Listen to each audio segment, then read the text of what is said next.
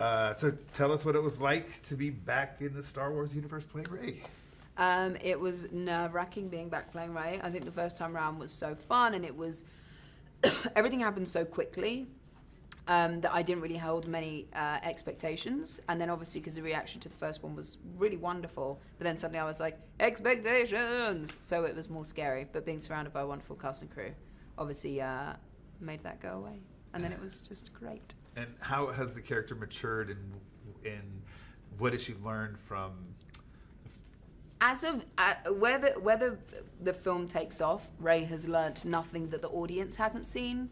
And I think what's great is because we're picking up with her story right where we left off, she's asking questions that the audience are asking. So any sort of emotional growth she's having, the audience is having too. She's asking questions that other people are wondering. And I think it's great because anything she's experiencing, the audience is seeing. They're right with her there. Rey is a heroine that is adored by young girls, women, and guys that like badass heroines. And what are the attributes that make her a role model to all those people that love her?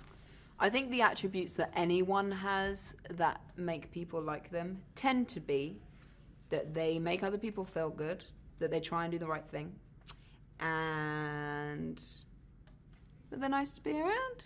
And I think in this, like Rey was alone for so long, and then meets BB-8 and immediately would do anything to help BB-8, and then meets Finn and immediately would do anything to help Finn, and is open to relationships and open to adventures. And so I think it's that. It's like an openness and a willingness and a kindness that she has.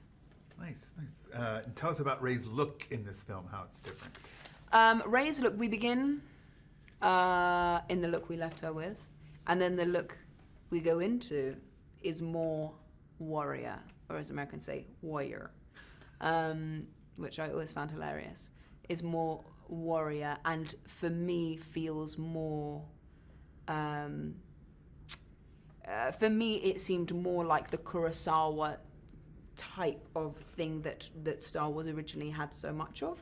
For me it felt really cool because it felt more like a martial arty feeling, an Asian inspired feeling, which was cool, which was really cool, and it was great to move in the fight. And the Star Wars films, the last one and this one, have amazing practical, detailed sets. What was it like to work on I hear more massive? Yeah. It was awesome to work on everything. Like my favorite, and Ryan's talked about it too, is actually being in Ireland, which is a set that obviously was worked on too, but it's just a natural set, which was so beautiful and wonderful to be at. And because we sort of started there, when you then get back to the set, you're already rooted in that place that you actually were. And I think so much work was done to make us feel like we were actually in a place and that it wasn't a stage. The sets are unbelievable. Seriously, they're unbelievable.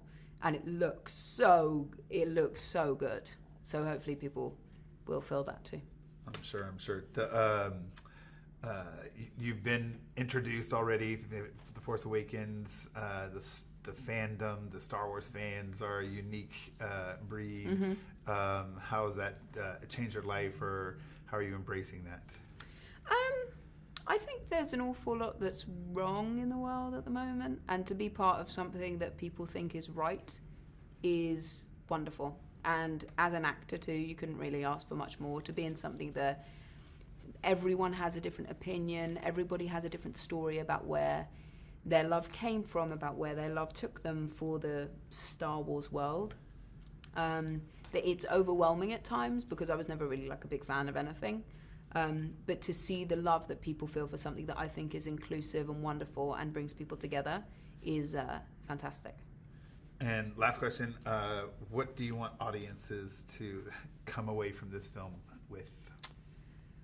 I think the beauty of Star Wars is that people take so many different things away from it. Like, ultimately it's a family story, but then some people prefer the ship, some people prefer the creatures, some people prefer... It's a whole own thing.